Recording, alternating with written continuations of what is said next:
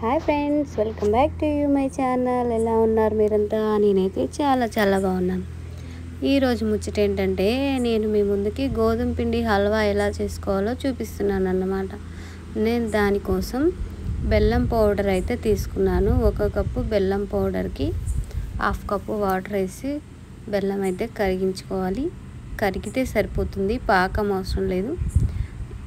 బెల్లం కరిగేలోపు మళ్ళీ పక్కన స్టవ్ మీద ఒక ప్యాన్ పెట్టుకొని దాంట్లో మనం 1 కప్పు పిండికి 1/2 కప్పు ఆయిల్ అయితే వేసుకోవాలి. ఎలాంటి నెయ్యి లేకుండా చేసుకునే వంట అన్నమాట, స్వీటు. దానికోసం నేనైతే ఆయిల్ తీసుకున్నాను. రిఫైన్డ్ ఆయిల్ అయితే ఎలాంటి ఆయిల్ స్మెల్ రాదు కాబట్టి బాగుంటుంది. వేరే పల్లి ఆయిల్ అలాంటిది అయితే వాసన వస్తుంది, అది బాగోదు. రిఫైన్డ్ ఆయిల్ తీసుకుంటే బాగుంటుంది. 1/2 కప్పు ఆయిల్లో 1 కప్పు పిండి అయితే వేసుకొని ఇలా కలుపుకోవాలి. ఉండలు లేకుండా కలుపుకొని మనం ముందుగా కరిగించి పెట్టుకున్నాం కదా బెల్లం అయితే ఇందులో వేసుకోవాలి. మంచిగా ఉండలు లేకుండా కలుపుకోవాలి.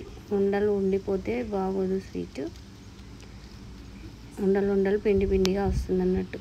ఆ కరిగించి పెట్టుకున్న బెల్లాన్ని కొద్దిగా వేస్తూ కలుపుకోవాలి. ఎంత సరిపోతుందో అంత మనకి కొద్దిగా వేస్తూ కలుపుకోవాలి. మొత్తం అయితే సరిపోతుంది, మొత్తం పడుతుందిలే, కానీ ఎందుకైనా కొంచెం చూస్తూ వేసుకుంటే బాగుంటుంది. ఇలా కలుపుకుంటూ వేసుకోవాలి. వేసుకున్న తర్వాత ఇందులోకి నేనైతే ఒక 3 ఇలాచీ అయితే వేసుకున్నాను.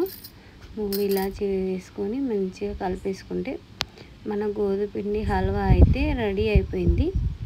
ఇప్పుడు దీన్ని మనం సర్వింగ్ బౌల్లోకి అయితే తీసుకుందాం. మంచిగా ఉండలు లేకుండా కలుపుకోవాలి చేసేటప్పుడే, లేదంటే ఉండలుగా ఉండిపోతుంది. ఉండలు లేకుండా ఇలా కలుపుకొని స్టవ్ బంద్ చేసుకొని బౌల్లో తీసేసుకుందాం. నేనైతే పైన కొంచెం బాదం పప్పులు స్ప్రింకిల్ చేసుకున్నాను. మీ దగ్గర ఎలాంటి డ్రై ఫ్రూట్స్ ఉంటే అవి వేసుకోండి. ఈరోజు వీడియో అయితే ఇది. మీకు నచ్చినట్టయితే లైక్ చేయండి, షేర్ చేయండి, కామెంట్ చేయండి. సబ్స్క్రైబ్ చేసుకోవడం మాత్రం మర్చిపోకండి. కింద బెల్ గంట గట్టిగా కొట్టండి. Okay friends, bye. మరి ఉంటా. Good night, sweet dreams. Bye. మరో సరికొత్త వీడియోతో వచ్చేస్తాను.